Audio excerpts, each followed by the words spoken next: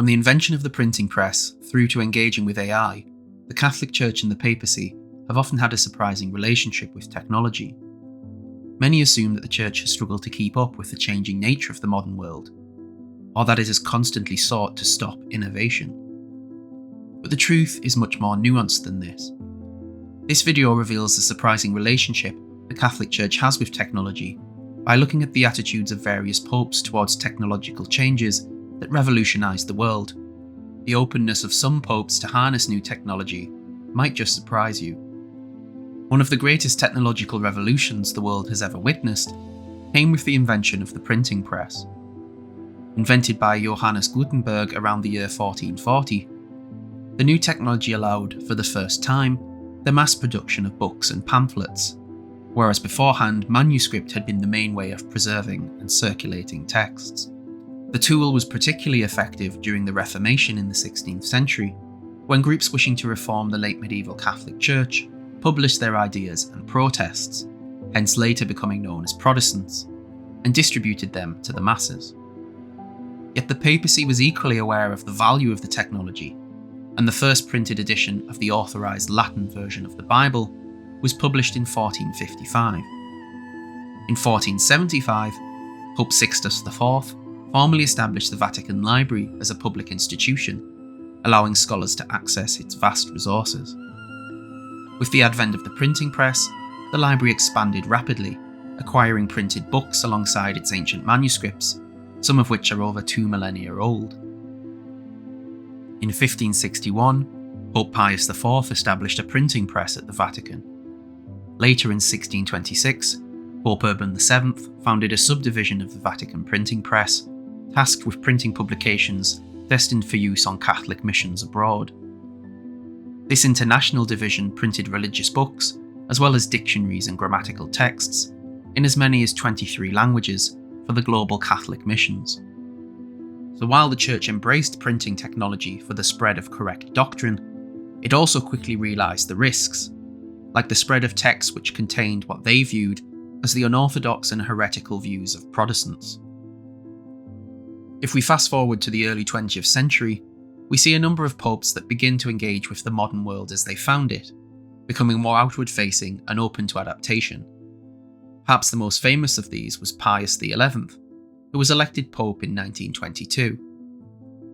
In 1931, he established Vatican Radio and placed it under the care of the Jesuits, a Catholic religious order, and thus became the first pope to broadcast on the radio. The first message sent from the radio was actually in Morse code and read In nomine Domini, Amen, the Latin for In the name of the Lord. The first spoken message of Pius XI came later and was spoken entirely in Latin. Soon Vatican Radio became a vital communication channel, especially during World War II, broadcasting messages of peace and information about prisoners of war.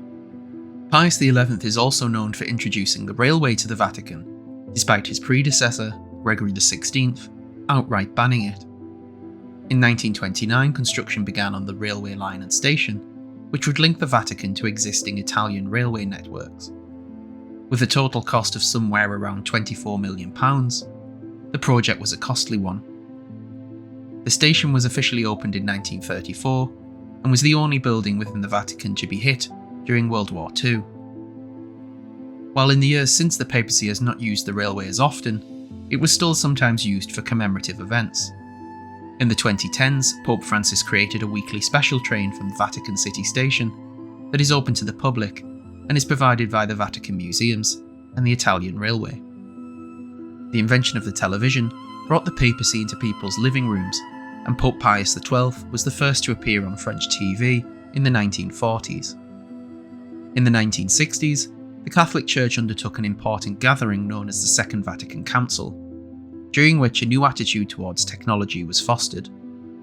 Pope John XXIII convened the council because he felt the Church needed updating and needed to connect with people in the secularized world the Church found itself in. The council decreed that technology could be used to spread the gospel and serve humanity, but warned that misuse could be detrimental to both individuals and society at large. The council also acknowledged the power of the media, including press, movies, radio and television, in communicating with large audiences. The role of the Church was thus to be a guiding voice in the emergence of technology, ensuring that the moral and ethical considerations were considered alongside economic, political, and social ones in developing new technology. Perhaps the greatest pope to harness these new communication methods was Pope John Paul II. Known for his charisma and for being media savvy, John Paul II turned the papacy into a global name. From massive youth rallies to televised papal visits, he understood the emotional power of images. Speaking towards the end of his life in 2005, the elderly pope argued, "The Church is not only called upon to use the mass media to spread the gospel, but, today more than ever, to integrate the message of salvation into the new culture that these powerful means of communication create and amplify." His funeral later in 2005 was fittingly one of the most watched events in TV history. With the widespread advent of the internet, the Vatican took cautious but deliberate steps to engage with the technology. Under Pope Benedict XVI, the Church launched its own website, vatican.va, and eventually joined social media. In 2012, Benedict XVI sent the first papal tweet from the Pope's own account. That single gesture marked a new era, the Pope as a digital communicator. Like many popes before him, however, Benedict cautioned against an over-reliance on technology, insisting that people needed to be aware of both the positive and negative impacts it could have on their lives. In a similar way, Pope Francis embraced social media to share messages of compassion, justice, and reflection with over 50 million followers across his platforms. But he also warned about the downsides: addiction, misinformation, and the erosion of real human connection. Francis also became Pope at a time when the Church began to grapple with the issue of artificial intelligence. In 2023, AI-generated images of Pope Francis wearing a long white puffer jacket made headlines around the world, and many people actually believed they were real. In 2020, the Vatican introduced the Rome Calls for AI Ethics, a document calling for transparency, fairness, and accountability in the development of AI. Pope Francis himself signed the document, emphasizing that technology must serve humanity, not the other way around. In recent years, the Vatican has also hosted conferences on AI ethics, working with IBM, Microsoft, and other tech giants. The goal? To ensure that AI development respects human dignity. Francis was clear in his messaging. Technology was not inherently good or evil. Its moral weight depended on how it was used, and he called for a human-centric approach to innovation.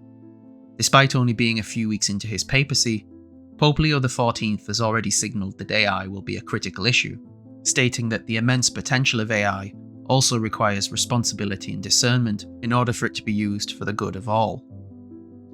Throughout history then, the papacy has not necessarily been anti-technology, but rather sought to be a discerning voice. Each innovation is weighed up for its spiritual and ethical impacts. Sometimes the Church embraces it, other times it challenges its use. The Church does not necessarily want to stop innovation, but rather seeks to shape it in a way that upholds human dignity, community, and care for the planet.